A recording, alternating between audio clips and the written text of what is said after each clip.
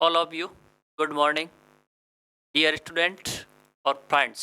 आज अपन बात करेंगे जो अपन लैब असिस्टेंट जियोग्राफी से संबंधित जो इस प्लेटफॉर्म के माध्यम से आपको निःशुल्क अपन जो सीरीज चला रहे थे विद्यार्थियों, उससे संबंधित कल अपन ने एक क्लास के बारे में बात की थी। वह बात की थी अपन ने विद्यार्थियों पृथ्वी की उत्पत्ति, यानी अपन ने ये समझने का प्रयास किया था कि जो पृथ्वी है इसकी उत्पत्ति किस प्रकार से हुई थी। तो उसके अंतर्गत हमने कुछ मतों के बारे में बात की थी, यानी विद्वान अलग अलग विद्वानों ने अलग अलग अपने मत है वो प्रस्तुत किए। उसके बारे में अपने कल वाली क्लास के अंदर चर्चा की थी। और आज विद्यार्थियों अपन उसी बात को आगे बढ़ाते हैं कि उसके अंदर कौन से जो मत थे, विद्वान थे जिन्होंने जो मत दिए थे, जिनके बारे में अपने कल वाली क्लास के अंदर चर्चा नहीं की थी। आज उन मतों के बारे में बात करेंगे और थोड़ा सा मैं पीछे वाला रिवाइज भी कर देते हैं विद्यार्थियों। तो अपन ने देखा था जब अपन पृथ्वी की उत्पत्ति के बारे में चर्चा की थी, तो उसमें अपन ने ये देखा था, एक अपन ने बात की थी कि पृथ्वी क्या है, और उसके बाद में पृथ्वी की उत्पत्ति से संबंधित कौन कौन से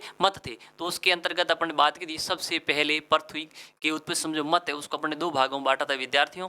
एक थे धार्मिक प्रकार की संकल्पना और दूसरी अपने पढ़ी थी वैज्ञानिक। जब वैज्ञानिक जो कॉन्सेप्ट आया था विद्यार्थियों, उसका देने का सबसे पहला जो प्रतिपादन का श्रेय जाता है विद्यार्थियों, वो एक फ्रांस का विद्वान था और जिसका नाम था कास्ते दे दफन। उन्होंने सबसे पहले वैज्ञानिक जो कॉन्सेप्ट है उसको दिया था। उसके बाद में अपन ने जो तारों की संख्या के आधार पर पृथ्वी की उत्पत्ति को भी अपन ने दो भागों में बांटा था। एक भाग के अंतर्गत अपन ने बात की थी जो एक तारक सिद्धांत, यानी एक तारे के माध्यम से जब पृथ्वी की उत्पत्ति हुई थी तो वह एक तारक सिद्धांत की बात की थी। और उसके बाद में देह तारक सिद्धांत है, उसके बारे में चर्चा विद्यार्थियों आज वाली क्लास के अंदर की जाएगी। देह तारक सिद्धांत क्या है विद्यार्थियों? देह तारक जो विचारधारा है इसके अनुसार ये जो पृथ्वी है, इस पृथ्वी की जो उत्पत्ति है वो एक तारे से न होकर के एक से अधिक या दो या तीन तारों से मानी जाती है। अब ऐसे कौन कौन से व्यक्ति है जिन्होंने ये बात बताई थी कि पृथ्वी की जो उत्पत्ति है वो एक तारे से न होकर के दो या दो से अधिक तारों से हुई? उसके अगर समर्थकों की बात की जाए विद्यार्थियों, तो इसके अंतर्गत अपन ने जो समर्थक की बात की थी उसमें देखा था एक व्यक्ति का नाम था चैम्बरलिन और मोल्टन, और दूसरे की अपन ने बात की थी वो था जेम्स जेम्स और जेफरीज। तो इस प्रकार से अब अपन बात को आगे बढ़ाते हैं और आज बात करेंगे कि चैम्बरलिन और मोल्टन। देखिए विद्यार्थियों, कुछ चैम्बरलिन और जो मोल्टन था, इन्होंने एक पृथ्वी की उत्पत्ति से संबंधित एक जो परिकल्पना थी उस परिकल्पना का दिया, और उस परिकल्पना का नाम है विद्यार्थियों ग्रहाणु परिकल्पना। यानी ध्यान रखें कि चैम्बरलिन और मोल्टन ने पृथ्वी की उत्पत्ति से संबंधित किस प्रकार की परिकल्पना दी थी विद्यार्थियों? तो वह परिकल्पना है ग्रहाणु परिकल्पना। अब ये अपन समझेंगे कि ये परिकल्पना क्या है। जब बात करते हैं विद्यार्थियों ग्रहाणु परिकल्पना की, तो ये जो परिकल्पना इसके माध्यम से हमें पृथ्वी की उत्पत्ति के बारे में जानकारी होती है। साथ साथ में हमें ये पृथ्वी के ऊपर वायुमंडल उसका निर्माण किस प्रकार से हुआ, और साथ साथ में जो महाद्वीप और जो महासागर है उनकी उत्पत्ति किससे हुई, उससे भी हमें उसके बारे में भी हमें इससे जानकारी मिलती है। तो मोटे रूप से अपन ऐसे भी कह सकते हैं विद्यार्थियों, जो जो विद्वान था चैम्बरलिन और मोल्टन, इन्होंने जो पृथ्वी की उत्पत्ति से संबंधित बात की, साथ साथ में पृथ्वी के ऊपर वायुमंडल का निर्माण किस प्रकार से हुआ और उसके वायुमंडल और जो महाद्वीप और महासागर की बनावट कैसी क्या है उसके बारे में भी इन्होंने अपने सिद्धांत के माध्यम से समझाने का प्रयास किया गया। वायुमंडल की बनावट, महाद्वीप और महासागरों की उत्पत्ति के बारे में भी हमें जानकारी किसके सिद्धांत के माध्यम से मिलती है विद्यार्थियों? वह सिद्धांत है चैम्बरलिन और मोल्टन का। दिया था ये व्यक्ति है दो, और इन्होंने सिद्धांत दिया था, उस सिद्धांत का नाम है ग्रहाणु परिकल्पना। इस परिकल्पना के अनुसार ब्रह्मांड में एक सूर्य था, एक अन्य भ्रमणशील तारा। आप देखिए विद्यार्थियों, ये परिकल्पना क्या कहती है कि जो ब्रह्मांड है, इनकल अपन ने बात की थी ब्रह्मांड के बारे में, ब्रह्मांड क्या होता है। तो ये कह रहा है कि इस ब्रह्मांड में एक था सूर्य विद्यार्थियों। क्या था? सूर्य। जैसे मान लीजिए ये है सूर्य विद्यार्थियों, फिर वो कह रहा है कि ब्रह्मांड में एक सूर्य तथा एक अन्य भ्रमणशील तारा, यानी सूर्य के अलावा एक और भ्रमणशील तारा था। अब तुलना की जाए सूर्य और उस भ्रमणशील तारे की विद्यार्थियों, तो जो भ्रमणशील तारा था वह सूर्य की तुलना में बड़े विशाल आकार का था। मान लीजिए ये एक भ्रमणशील तारा है,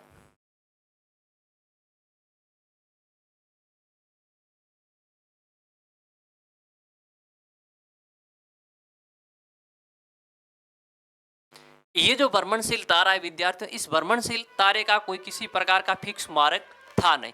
तो धीरे धीरे पहले ये भ्रमणशील तारे की बात करें विद्यार्थियों, सूर्य से बहुत क्या था, दूर था। समय और समय के साथ साथ ये धीरे धीरे सूर्य के क्या आता गया विद्यार्थियों, पास आ गया। इसका मतलब अब जो सूर्य और इस भ्रमणशील तारे के मध्य की दूरी थोड़ी क्या होगी विद्यार्थियों, पहले दूर था और किसी कारणवश घूमता, इसका कोई मार्ग है नहीं। पर विद्यार्थियों सूर्य अपन जानते हैं अपनी कक्षा में ही यानी जो अपने अक्ष पे ही घूमता है, इसलिए इसका तो फिक्स पथ है विद्यार्थियों। पर ये भ्रमणशील तारा था, इसका किसी प्रकार का कोई पथ नहीं था। तो ये भी बात ध्यान रखें विद्यार्थियों कि सूर्य स्थिर नहीं है, सूर्य भी अपनी अक्ष पे क्या करता है, गति करता है। पर सूर्य विद्यार्थियों किस दिशा में गति करता है, ध्यान रखें सूर्य पूर्व से पश्चिम दिशा की ओर गति करता है मित्रों। तो यहाँ ये जो भ्रमणशील तारा था, इसका कोई फिक्स मार्ग या पथ नहीं था विद्यार्थियों। ये कहीं से घूमता घूमता पर सूर्य के क्या आ गया, पास आ गया। जब सूर्य के पास है तो हम जानते हैं विद्यार्थियों, कोई भी दो वस्तुएं होती, अगर उन वस्तुओं का द्रव्यमान है तो उनके मध्य आकर्षण उत्पन्न होगा, यानी आकर्षण की वजह से उसके मध्य क्या, बल उत्पन्न होता है। तो ये जो जिस पिंड का जितना आकार बड़ा या द्रव्यमान बड़ा होगा तो उसका आकर्षण बल उतना ही क्या होगा विद्यार्थियों, ज्यादा होगा। और जिस पिंड का आकार छोटा होगा तो उसका उतना आकार छोटा है, उसका द्रव्यमान क्या है, कम है दूसरे पिंड की तुलना में। तो इसका मतलब ये हुआ विद्यार्थियों कि उस पिंड का आकर्षण बल क्या होगा, कम होगा। तो अभी जब अब दो पिंडों की, एक सूर्य है और एक भ्रमणशील तारा है, ये पास आ गए विद्यार्थियों, तो इन दोनों का बात की जाए तो इसमें आकर्षण बल लगाएगा भ्रमणशील तारा भी लगाएगा और सूर्य भी लगाएगा। पर विद्यार्थियों इन दोनों में तुलनात्मक रूप से किसका आकर्षण बल ज्यादा होगा, देखा जाए तो भ्रमणशील तारे का द्रव्यमान क्या है विद्यार्थियों, ज्यादा है। तो इसका मतलब सीधी सी बात है कि ये आकर्षण बल क्या लगाएगा, सूर्य की तुलना में ज्यादा होगा। तो ये आकर्षण बल यानी ये आकर्षण की बल से यहाँ आकर्षण बल लगेगा विद्यार्थियों। जब ये आकर्षण बल लगा तो इस आकर्षण बल की वजह से ये भ्रमणशील यानी बल की वजह से सूर्य, अगली स्थिति देखें विद्यार्थियों, ये सूर्य, सूर्य से कुछ जो पदार्थ था वो इस प्रकार से श्रृंगार की आकृति में दूर इस तारे ने अपनी तरफ क्या कर लिया, भ्रमणशील तारे ने अपनी तरफ खींच लिया, क्योंकि इसका आकर्षण बल क्या था विद्यार्थियों, सूर्य की तुलना में ज्यादा। तो सूर्य से कुछ पदार्थ इस भ्रमणशील तारे की ओर गति करना शुरू कर दिया। पर विद्यार्थियों बात तो यही हुई कि एक बस आई और दूसरी बस गई वाली बात हो गई। कैसे कि ये भ्रमणशील तारा है, इसका मतलब इसका कोई फिक्स पथ रास्ता होता नहीं है। तो ये जैसे आया वैसे वापस चला गया। तो कालांतर में क्या हुआ विद्यार्थियों, जो सूर्य से श्रृंगार की आकृति का यानी मतलब ये जो इस प्रकार की आकृति जिसको अपन कहते हैं श्रृंगार की आकृति का ये जो भाग पदार्थ है वो सूर्य से क्या हुआ विद्यार्थियों, अलग हो गया। और जब ये सूर्य विद्यार्थियों और ये श्रृंगार के रूप में जो ये आकृति का पदार्थ जो सूर्य से अलग हुआ ना विद्यार्थियों, वह तो इस भ्रमणशील तारे की आकर्षण बल के कारण, पर भ्रमणशील तारा है वो उसका मार्ग कोई फिक्स होता नहीं है, आया वैसे कहीं दूर चला गया। तो ये पदार्थ ब्रह्मांड में रह गया। जब ये ब्रह्मांड में रहा तो संगठित होकर के विद्यार्थियों ये जो श्रृंगार आकृति का जो पदार्थ था आकृति का, इन्होंने इस सूर्य के चारों ओर क्या कर दिया, घूमना शुरू कर दिया। तो इसका मतलब जब कोई खंगुली पिंड सूर्य के चारों ओर घूमता है, इसका मतलब किसकी श्रेणी में आता है विद्यार्थियों, ग्रह की श्रेणी में आता है। तो इसका मतलब ये जो श्रृंगार की आकृति का टुकड़ा था विद्यार्थियों, इसने सूर्य के चारों ओर घूमना शुरू कर दिया। और समय के साथ में धीरे धीरे विद्यार्थियों इस श्रृंगार की आकृति के टुकड़े के में भी क्या होने लगे, छोटे छोटे टुकड़े होने लगे। और ये सभी टुकड़े अपने एक निश्चित पथ या मार्ग में सूर्य के चारों ओर घूमने लगे। तो इस प्रकार से इस परिकल्पना के अनुसार विद्यार्थियों जो ग्रह है उसकी उत्पत्ति है वो मानी जाती है। तो बात आपके समझ में आ गई होगी कि सूर्य और सूर्य के अलावा एक किस प्रकार का तारा था विद्यार्थियों, भ्रमणशील तारा था। जब ये भ्रमण सूर्य तो अपनी एक फिक्स कक्ष पे घूमता है विद्यार्थियों, पर भ्रमणशील तारा होता है उसका कोई फिक्स पथ नहीं होता है और ये कभी कभार सूर्य के पास आया होगा। जब सूर्य के पास आया होगा तो हम जानते हैं कि जब दो वस्तुएं होती है तो उनके मध्य आकर्षण बल है उत्पन्न होता है। यानी पहली वस्तु दूसरी वस्तु पर बल लगाएगी, दूसरी वस्तु पहले वाली वस्तु पर बल लगाएगी, तो इन दोनों को आकर्षण बल उत्पन्न हुआ। पर विद्यार्थियों, प्रभावशाली आकर्षण बल वही होगा जिसका मान क्या होगा, ज़्यादा होगा। और मान किस पे निर्भर करेगा विद्यार्थियों, कि उस पिंड का द्रव्यमान कितना क्या है उस पर निर्भर करेगा। जिस पिंड का द्रव्यमान ज़्यादा उसका आकर्षण बल क्या होगा विद्यार्थियों, ज़्यादा होगा। तो वही बात यहाँ पे लागू हुई विद्यार्थियों। आगे देखिए विद्यार्थियों कि ब्रह्मांड में एक सूर्य तथा एक अन्य क्या था, भ्रमणशील तारा था।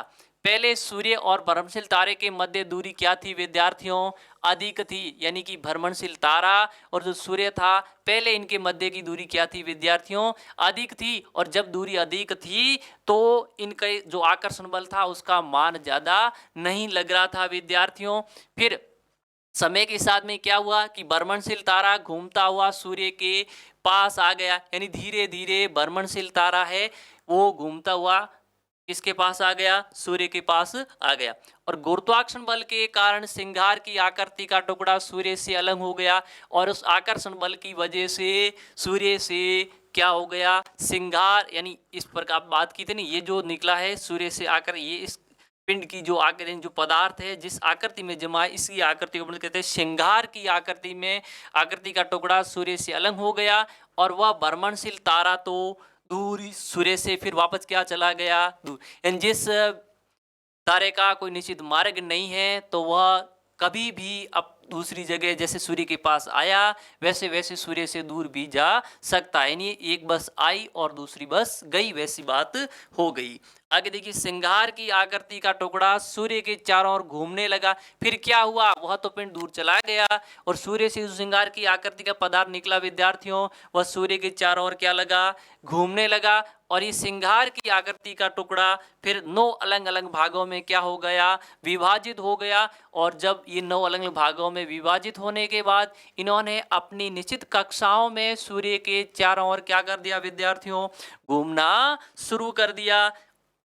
और ये टुकड़े अपनी कक्षा में चक्कर लगाने लगे जिससे ग्रहों की उत्पत्ति हुई। यानी इस प्रकार किसकी उत्पत्ति हुई विद्यार्थियों, ग्रह की उत्पत्ति है वो मानी जाती है। किसके अनुसार विद्यार्थियों, ये परिभाषा जो ग्रहणों परिकल्पना है उसके अनुसार। और इस परिकल्पना को देने वाला जो व्यक्ति है विद्यार्थियों वह है चैम्बरलिन। और कौन है विद्यार्थियों, मोल्टिन। तो ये थी अपनी चैम्बरलिन और मोल्टिन ने जो ग्रहणों परिकल्पना दी उसके बारे में बात। तो विद्यार्थियों यहाँ से एक अच्छा प्रश्न है, परीक्षा की दृष्टि से बन सकता है।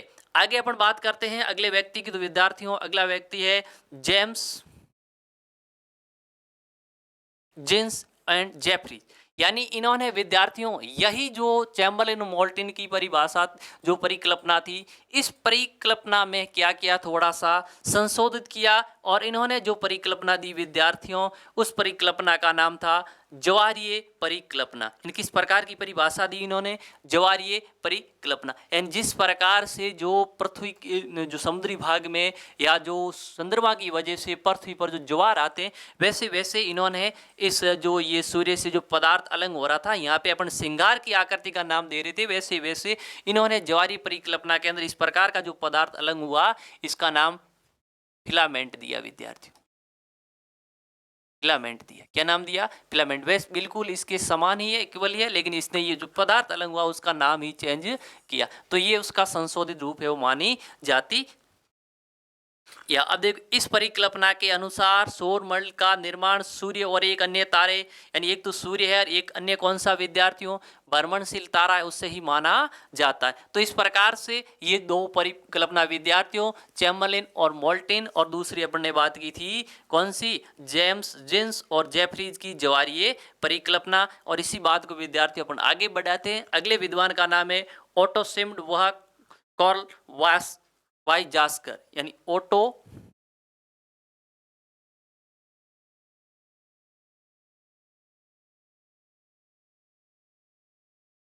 शेम्ड वह कार्ल वाई जास्कर, कार्ल वाई, यानी ओटो शेम्ड वह कार्ल वाई जास्कर। इन्होंने जो परिकल्पना दी विद्यार्थियों उसको अपन कहेंगे सौर निहारिका परिकल्पना। ये भी ध्यान रखे, कौन सी, सौर निहारिका परिकल्पना विद्यार्थियों, कौन सी परिकल्पना दी थी इन्होंने?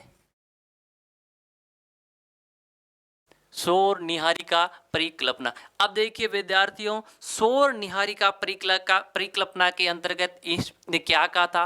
तो बस बिल्कुल यही बात है विद्यार्थियों, थोड़ा सा इससे हट गए। इन्होंने कहा था, एक था विद्यार्थियों कि सूर्य था। क्या कहा था इसने?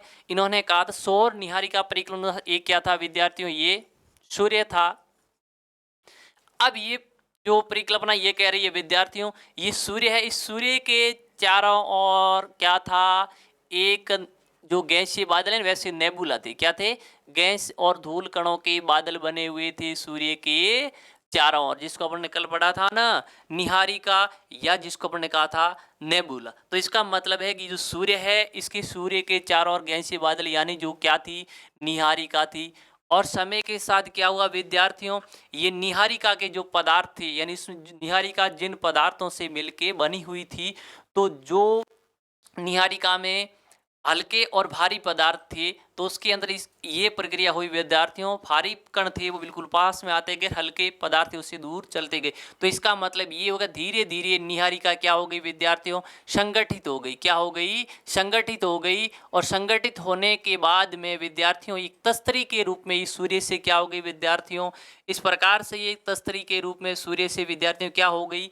अलग हो गई। और सूर्य से अलग होने के बाद में विद्यार्थियों ये जो तस्तरी नुमा जो आकृति है, या जो निहारिका है विद्यार्थियों, इसने सूर्य के चारों ओर क्या कर दिया विद्यार्थियों? घूमना शुरू कर दिया। फिर कालांतर में समय के अनुसार इस तस्तरी नुमा परिकल्पना भी कह सकते हैं विद्यार्थियों इसको, या फिर इसको सौर निहारिका परिकल्पना के नाम से जाना जाता है। फिर इसके कितने भाग हुए विद्यार्थियों? 9 भाग हो गए। और इन 9 भागों ने फिर अपनी कक्षा में सूर्य के चारों ओर घूमना शुरू कर दिया। इस प्रकार से इस परिकल्पना के अनुसार किसका निर्माण हुआ विद्यार्थियों? ग्रहों का निर्माण हुआ। तो इस प्रकार से पृथ्वी की उत्पत्ति, यानी पृथ्वी एक विद्यार्थियों क्या है? ग्रह है। इसकी उत्पत्ति कैसे हुई, इसको अपन लोगों ने समझने का प्रयास किया। अगली बात करते हैं विद्यार्थियों, अब एक जो आधुनिक सिद्धांत है विद्यार्थियों, और वह सिद्धांत है बिग बैंग सिद्धांत। कौन सा आधुनिक सिद्धांत है विद्यार्थियों? और उस सिद्धांत का नाम है बिग बैंग सिद्धांत। अब ये परीक्षा की दृष्टि से बहुत इंपॉर्टेंट है विद्यार्थियों। और पिछली बार जो एग्जाम हुआ था विद्यार्थियों, उस एग्जाम के अंदर पृथ्वी की उत्पत्ति वाला जो टॉपिक है विद्यार्थियों, उससे 2 क्वेश्चन आए थे। और वह क्वेश्चन किस प्रकार के थे? जैसे ही विद्यार्थियों ये अपना पृथ्वी की उत्पत्ति और जो विकास बिंदु पूरा होगा, तो उसके बाद में उन प्रश्नों को विद्यार्थियों आपके समक्ष रखा जाएगा। और साथ साथ में अपन इन बिंदुओं से आने वाले नेक्स्ट जो एग्जाम है विद्यार्थियों, उसके अंदर किस प्रकार के प्रश्न आएंगे, उन प्रश्नों के बारे में भी अपन क्या करेंगे? चर्चा है वो की जाएगी विद्यार्थियों। तो अपन देखते हैं बिग बैंग सिद्धांत, यानी आधुनिक सिद्धांत है विद्यार्थियों। अब बिग बैंग सिद्धांत है, ये सिर्फ विद्यार्थियों ग्रहों की उत्पत्ति से संबंधित नहीं है, ये पूरे ब्रह्मांड की उत्पत्ति कैसे हुई उसकी बात करेगा। ब्रह्मांड में क्या होते हैं विद्यार्थियों? आकाश गंगाएं होती है। तो उन आकाश गंगाओं की उत्पत्ति किस प्रकार से हुई, और साथ साथ में ये विद्यार्थियों हमें ये भी बताएगा कि जो ये आकाश गंगा किससे? तारों से मिलकर बनी, तारों की उत्पत्ति किस प्रकार से हुई। और तारों के चारों ओर क्या घूमते विद्यार्थियों? ग्रह। तब आएगी पृथ्वी की बात। और ग्रह के चारों ओर क्या घूमते विद्यार्थियों? जो उपग्रह घूमते, उनकी उत्पत्ति। इन सभी की उत्पत्ति को समझाने का जो कार्य है वो कौन सा सिद्धांत कर रहा है विद्यार्थियों? बिग बैंग सिद्धांत। तो अपन देखते हैं विद्यार्थियों, तो ये इतना इंपॉर्टेंट और महत्व सिद्धांत है, तो इसका मतलब ये विद्यार्थी इस सिद्धांत को देने वाला व्यक्ति कौन है? जब इस सिद्धांत के प्रतिपादन की व्यक्ति की बात की जाए विद्यार्थियों, तो ध्यान रखिए उस व्यक्ति का नाम है जॉर्ज लेमेटियर। क्या नाम है विद्यार्थियों? जॉर्ज लेमेटियर जो व्यक्ति है, उन्होंने बिग बैंग सिद्धांत का क्या किया था विद्यार्थियों?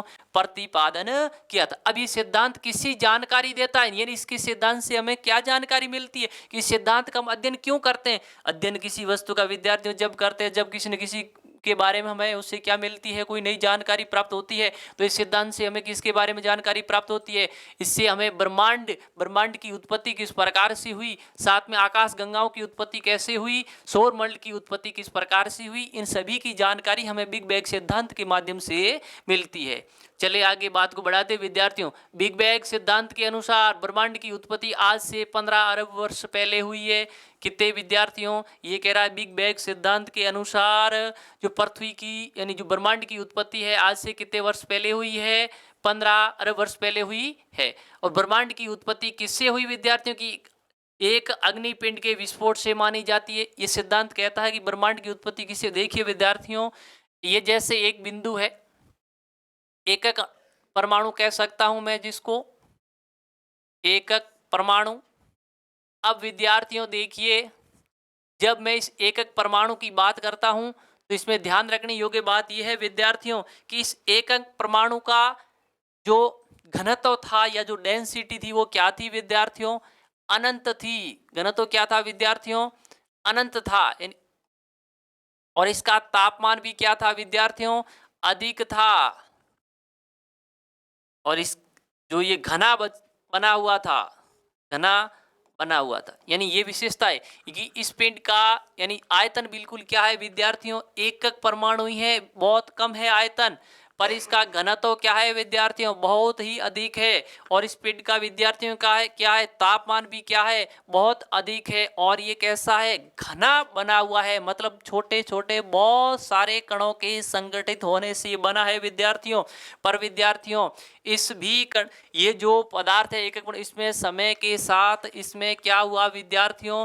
ब्रह्मांड यानी ये कह रहा है एक अग्निपिंड के विस्फोट से मानी जाती है। समय के साथ इस पिंड में क्या हुआ विद्यार्थियों? एक विस्फोट हुआ। क्या हुआ? विस्फोट हुआ। तो इसके कण थे वो क्या हो गए विद्यार्थियों? बहुत ही दूर दूर तक क्या हो गए? बिखर गए। इस प्रकार से ये कह रहा है कि अग्निपिंड के विस्फोट से मानी विस्फोट के कारण अग्निपिंड पदार्थ का दूर दूर तक क्या हो गया? बिखराव। यानी अचानक इसमें क्या हुआ विद्यार्थियों? विस्फोट हुआ।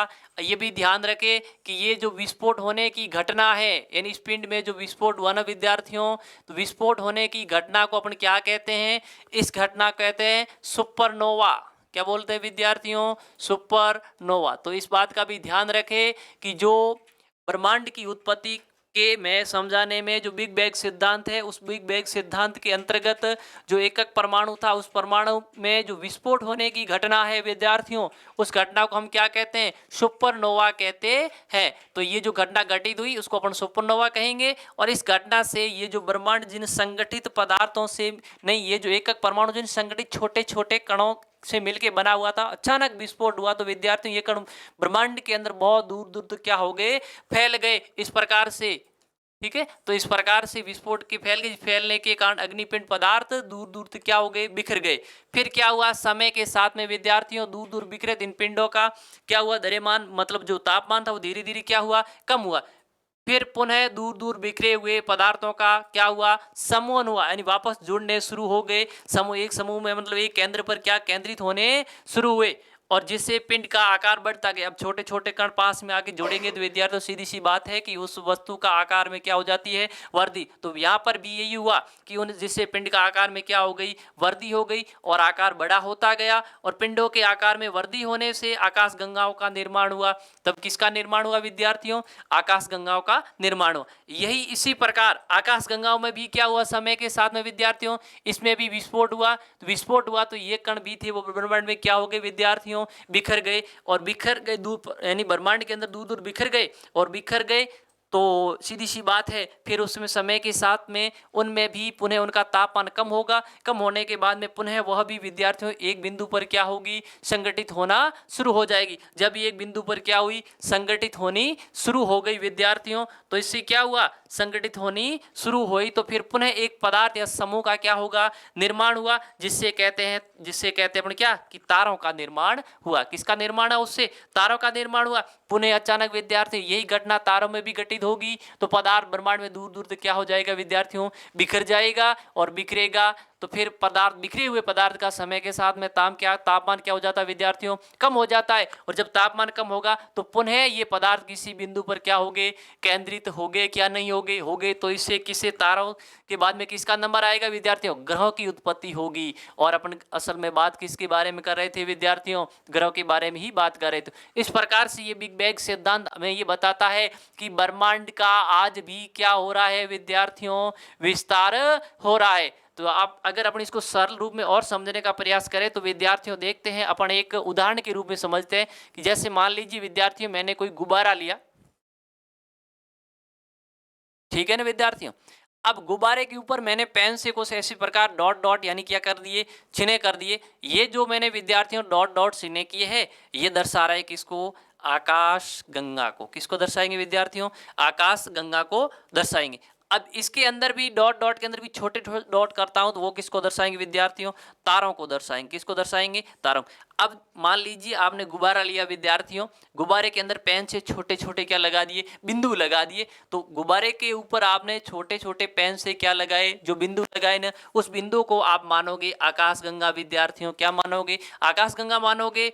और उस बिंदु के अंदर भी और अगर आप छोटे छोटे बिंदु लगाते विद्यार्थी, उसको क्या मानोगे, तारा मानो। क्या मानेंगे, तारे। तो क्या होता है, जब हम गुब्बारे में हवा डालेंगे विद्यार्थियों तो गुब्बारे का आकार क्या होगा, बढ़ेगा। तो इससे जब गुब्बारे का आकार बढ़ेगा, सीधी सी बात है विद्यार्थियों, जो आपने गुब्बारे पर डॉट लगाए पेन से, उसके आकार में भी क्या होती है, वृद्धि होती जाती है। और ये जो आकाश जो आपने डॉट लगाए, उनके मध्य गुब्बारे में हवा बढ़ने से पहले, वायु बढ़ने से पहले विद्यार्थी उनके मध्य दूरी क्या थी, कम थी। और जैसे ही वायु भरी तो इसका मतलब उन दो बिंदुओं के मध्य की दूरी भी क्या हो गई विद्यार्थियों, बढ़ गई। साथ साथ में उन बिंदुओं का आकार में क्या हो गई विद्यार्थियों, वृद्धि हो गई। तो इस उदाहरण के माध्यम से हम विद्यार्थियों ये समझ सकते हैं कि जिस प्रकार से इसके अंदर बिंदु में के दो बिंदुओं के मध्य की दूरी बढ़ रही है, बिंदु खुद का क्षेत्रफल बढ़ रहा है और गुब्बारे का आकार भी क्या हो रहा है विद्यार्थियों, बढ़ रहा है। तो इसका मतलब है कि ब्रह्मांड है उसका आज भी विस्तार है, वो क्या है विद्यार्थियों, जारी है।